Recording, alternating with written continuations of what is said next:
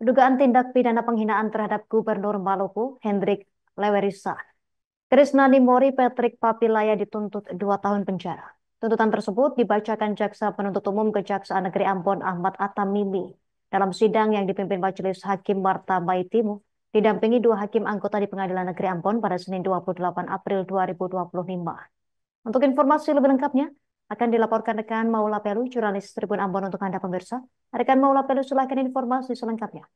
Ya baik, terima kasih rekan Justina dan Tribunars. Dapat saya laporkan dari Ambon bahwa dugaan tindak pidana penghinaan terhadap Gubernur Maluku Hendrik Lewerisa uh, Krisna Nimori Patrick Papilaya dituntut 2 tahun penjara. Tuntutan tersebut dibacakan Jaksa Penuntut Umum Kejaksaan Negeri Ambon Ahmad Atamimi dalam sidang yang dipimpin Majelis Hakim Marta Maitimu didampingi 2 hakim anggota di Pengadilan Negeri Ambon pada Senin 28 April 2025.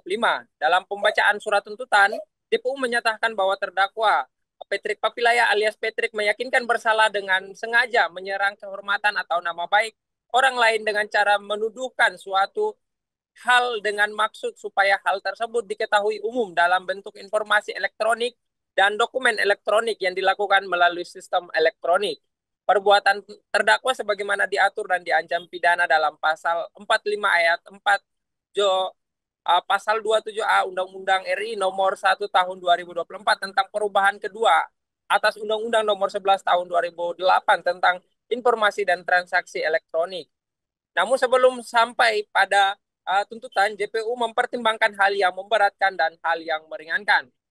Untuk hal yang memberatkan yakni perbuatan terdakwa membuat saksi korban merasa sakit hati, sementara hal yang meringankan terdakwa berlaku sopan di dalam persidangan, mengakui semua kesalahannya dan menyesali perbuatannya. Terdakwa telah berupaya juga untuk bertemu dengan korban dengan maksud meminta maaf.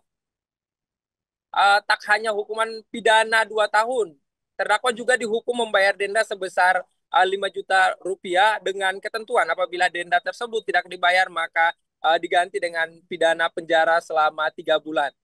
Jaksa juga meminta majelis hakim untuk menetapkan sejumlah barang bukti, yakni 1 buah flash disk merek HP berukuran 4 GB warna silver, berisikan 2 video dengan durasi waktu 3 menit 9 detik dan 2 menit 30 detik yang berisikan rekaman tangkapan layar video siaran langsung akun TikTok bernama Patrick Papi. 1 akun media sosial TikTok dengan nama pengguna Patrick Papi, namun password atau kata sandi tidak ingat lagi atau sudah lupa. Barang bukti tersebut semuanya dirampas untuk dihancurkan.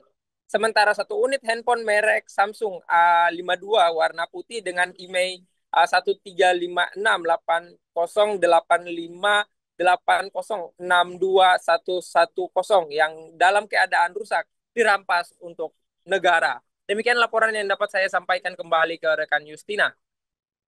Terima kasih informasinya dari rekan Maula Pelu, jurnalis Tribun Ambon. Selamat beraktivitas kembali.